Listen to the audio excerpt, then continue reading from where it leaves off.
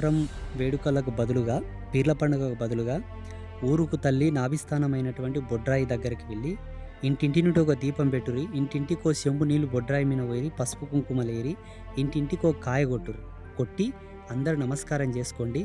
ఇలా పీర్లు కూర్చొని బాయి కోయటం రోజులు చేయండి. చివరి రోజు ఈ ఊరంతా కలిసి అదే బొడ్రాయి దగ్గరకు పోయి బొడ్డెమ్మలేరి, అలయాడురి, మీకు ఇష్టం వచ్చినటువంటి ఉత్సవాలు చేయండి. చేసుకున్న తర్వాత ఆ బొడ్రాయికి ఒక యాటను చూపించి ఇంటికాడ పోయి కోసుకొని మీరు తినుర్రి, ఆడుర్రి, పాడుర్రి. ఊరుకు తల్లి లాంటిది బొడ్రాయి నావిస్తాను. ఆడికి అందరూ వెళ్ళడం వల్ల ఒక ఐక్యమత్యం తెలుస్తుంది, ఒక సంఘటితం తెలుస్తుంది. కులాలకు అతీతంగా, పార్టీలకు అతీతంగా అందరం అక్కడ సమూహమైనట్లు అవుతుంది.